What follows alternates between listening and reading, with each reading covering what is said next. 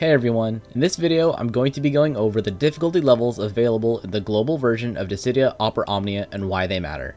As you'd imagine, this is something that you probably shouldn't need to worry about if you're a casual player more focused on the story, but if you do decide to do any of the higher difficulty quests that are releasing now, you'll want to come in at least a bit prepared and know what you're going to get out of it. With that, let's get started. Every quest in this game has a level that represents its intended difficulty, ranging from as low as 1 to as high as 180. Why does it go that high when the highest current level of any character is 70? I have no idea. Maybe it's supposed to be the total level of the 3 units you're going to be taking into that fight, but that's not the point of this video. The majority of quests fall under level 100, and looking at normal difficulty stories specifically, the hardest quests don't even break level 60. For a casual player, they should be reasonable enough to deal with after some preparation in terms of crystal levels, character levels, and equipment. The real interesting stuff are the higher difficulty quests. EX, Cosmos, and Chaos, which is currently the highest difficulty available in Omnia Global. These 3 difficulties are each normalized to a different quest level. EX is level 100, Cosmos is level 150, and Chaos is level 180, each effectively representative of a different era the game was in. EX was back when 35 CP weapons were new, Cosmos was back when EX weapons were new, and Chaos when EX plus weapons were new.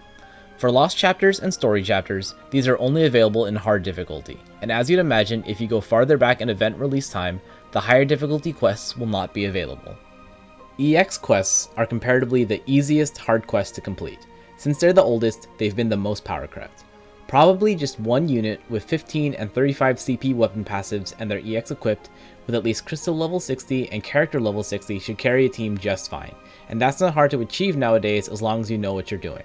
As the most approachable, these are the ones that have limited time score requirements to them. Cosmos and Chaos only have rewards tied to clearing and completing them, whereas EX quests in events and lost chapters will have a few tiers of rewards and limited time missions to redeem based on the score you get. Cosmos quests are the first difficulty of quests that try to really challenge you.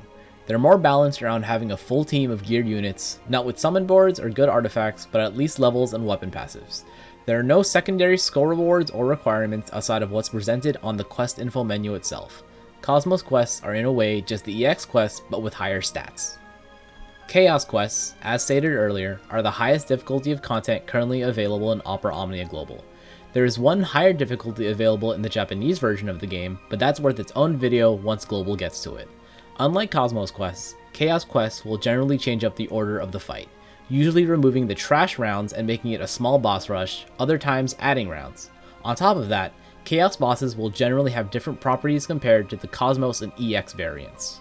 For example, if you look at the enemy details of the final boss in the Lawn and Rain Lost chapter, the EX and Cosmos characteristics are the same. However, the Chaos version absorbs holy damage and becomes tough to magic brave hits. On top of this, Chaos bosses also have invisible stat gains that'll apply as the fight goes on and their health drops. I say invisible in the sense that they're considered the same as auras are for the player party, in that they cannot be directly dispelled and are more conditional, with the condition being a certain HP threshold. As you'd imagine, these stat gains are irreversible by the player and they still apply even if the enemy doesn't get a turn, so you need to raise your base stats, keep auras and buffs up, or have some other strategy to continue dealing good damage. Bosses will generally do this twice in the fight, with certain bosses also gaining more stats if one of their partners is killed first in the battle. If you're thinking about this like, wait, this sounds hard, why do I want to try and complete this? Well, you're in luck, because technically you don't have to complete it. I stated earlier that EX is the only one of the difficulties with score-based rewards. That lends itself to being more accessible and doable by even casual players. Cosmos and Chaos quests on the other hand have their best rewards hidden behind just clearing the stage, not completing it. Clearing Cosmos gives you a few tickets, the clear gems, and most importantly, red and blue pages. These pages are used to craft red and blue books, realization materials.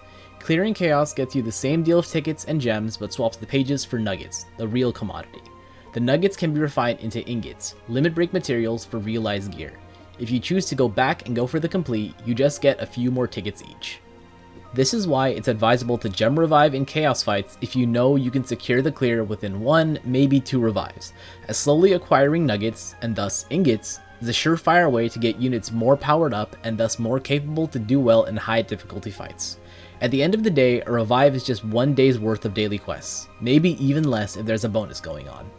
With that, the main difficulties of quests in the game have been covered. Some people really like the high difficulty fights, and will take a variety of units, or their favorite units, into Chaos and complete them multiple times. As is often said, faves over meta. Honestly though, I'm not one of those people. With that being said, since I've uploaded a decent handful of Chaos fights onto my channel, I'm looking to start a separate set of videos where I provide introductory commentary and move analysis on a Chaos fight, along with options for unit choices and possible explanations for why synergy characters are synergy and why I chose my units. This will be uploaded separately from the fight itself, but will be linked to it so as to not keep the fight video too long. Hopefully this will help out any new or struggling players, or just those people who don't choose to finish all the hard content in the first 12 hours. If you're interested, be sure to subscribe so you can see when those go live, as well as any other Opera Omnia or other content I may put out. With that, thanks for watching, and I hope to see you in the next one.